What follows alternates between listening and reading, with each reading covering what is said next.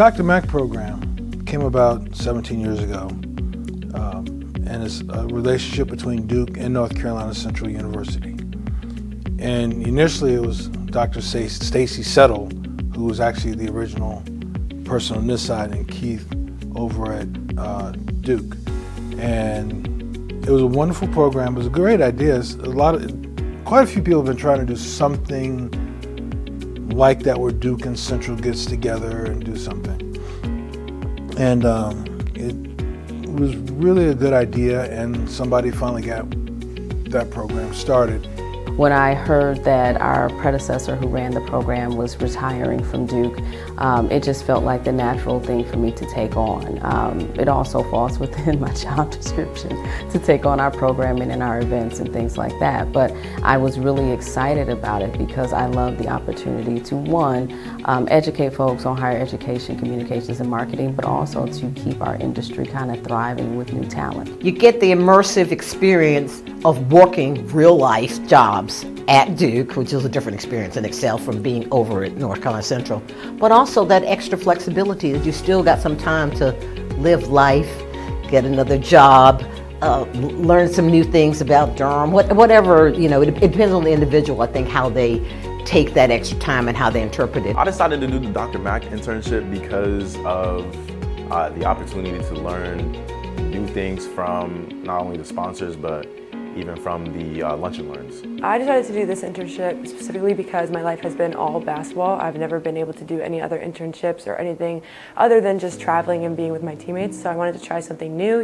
build my portfolio for the future when the ball does eventually stop, moving, I guess. And that's exactly why I talked to Miss Pamela and Frank and landed this internship.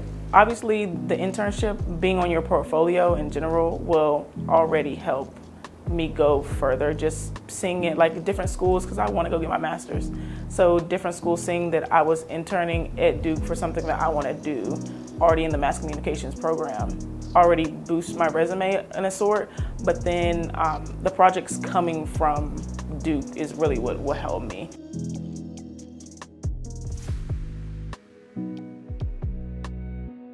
Honestly, all the people I've met, all the connections I've made has been helping me, and the fact that I'm becoming a better writer. I'm learning how to write a little bit differently. I appreciate how this program has been kind of laid out in the Marcoms department, being that we get to work with all entities in the department. So I think it is really preparing me and teaching me how to be teachable, and also, again, learning how to pivot, learning how to basically do it all while still being able to learn and consume more knowledge. I also want the entire communications network at Duke to understand that this program exists. I would love for it to grow, and there's a student in all 45, 50 departments across Duke. And if nothing else, I want to see you guys come back and talk about how you all are doing within your communications jobs in 5 years and 10 years, and then influence the students that we have in 2030 and 2035. I want to see this be a pipeline of students that become professionals within our industry that's making impact. Through the years, one of the things that I love is that I used to always say, this is just an internship. It's just for the summer. It's not going to be a job.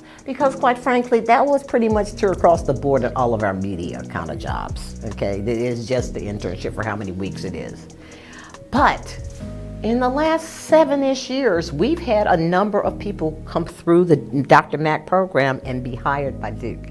I think this internship will help me in my career because it will definitely keep me humble. I think that's one thing that I've learned being here is just remaining humble, having humility.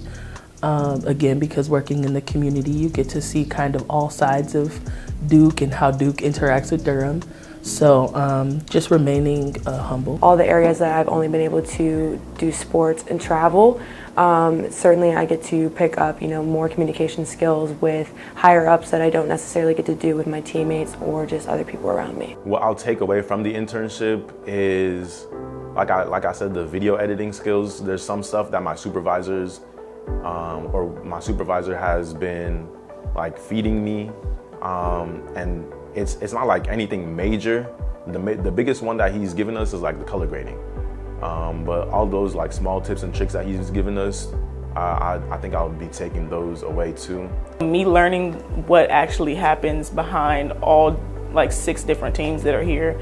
I think that's the most impactful part of this whole thing. We try to create that culture of excellence, that culture of achievement, that culture of growth with this, what's now called the Dr. Mack Fellowship. Or I had assumed that the workspace would be a lot more like formal, you know, your typical like sitting job with a cubicle and you're there from 9 to 5, you know. But since being here, it's definitely changed my perspective on how things like that happen and how things like that go. The people that I work with, everybody's really fun. We have a lot of fun. We joke around a lot. So yeah, every day at work, it doesn't feel like I'm working. It's always like something fun we can do. I love innovation. We're all innovators in our own way, right? Whether you are behind the camera, in front of the camera, writing, editing, whatever. That's a gift. It's a gift that needs to be refined, and it's a gift that needs to be trained and tooled. But being a communicator is you're a creator. And so you have to remain innovative, and that's fun. That's what keeps me coming back to this job over and over and over again, is that I get to create all the time. I'm hopeful that my legacy lives on through the Duke Dr. Mack Fellows, as well as all the other people that I have taught through the years, and I can see that happening now.